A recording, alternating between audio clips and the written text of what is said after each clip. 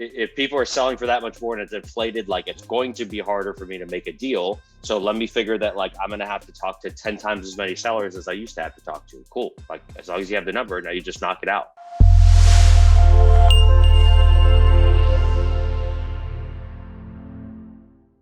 And we talk about being consistent, right? So like consistent marketing spend is the thing that's often talked about. We talked about here over the weeks that it's not just about the spend, it's about the actions, right? So like, just think about it for a second. So if you're spending $2,000 a month and you're sending direct mail pieces, it's just the easiest way to do it, right? So you're spending $2,000 a month, you're sending a 1,500 postcards a month, whatever it is, okay? If all of a sudden that same $2,000 a month only gets you 750 cards versus 1,500, right? You're spending the same amount, but you're not getting the same outbound actions, which is the important piece, right? The spend is just one of the numbers in there. So the reason I'm talking about this and bringing this up again is because a lot of people right now are saying, well, I can't find deals. Everybody wants too much or blah, blah, blah. Okay, like instead of just sitting there like, I can't, how do we solve the problem? Okay, well, first of all, is it a surprise to anybody that it's harder to find deals right now? Because it shouldn't, right? I mean, it's a very hot market.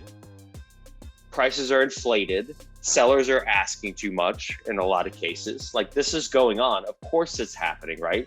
So if all that stuff's happening in the marketplace, like, wouldn't we think that it's just going to be a little bit harder? Some kind of multiplier harder.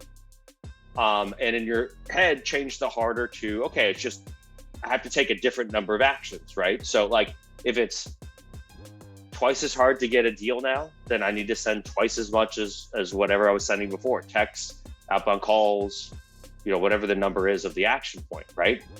So just look at it this way. And it's like, you don't have to stress about it. It just means you got to do more and be better about it and incorporate some of the stuff we've been talking about, right? Some of the segments that other people aren't getting to. It just came up again in my conversations this week. For anybody on here doing direct mail, the return postcards. So most people out there are not stopping to take the return postcards, right? And skip trace that and use a confirmed mailing address, which is the better address. So they've come back for a reason because the mailing address on file with the county, in the property list, it came back. Well, when those come back, if we skip trace those people, we can get a confirmed mailing address that's coming from a different source. And oftentimes it's a different address for them, right? A more updated address. So these are the little things that like tactically, now let's say that's a small percentage of your send, 5%, but that's the 5% that other people aren't doing that step to get to those 20 or 30 or 100 sellers, whatever the case is. So start incorporating those tactical pieces, but you got to start mindset wise, figure like, okay, well, if people are selling for that much more and it's inflated, like it's going to be harder for me to make a deal. So let me figure that like I'm going to have to talk to 10 times as many sellers as I used to have to talk to. Cool. Like as long as you have the number, now you just knock it out, right?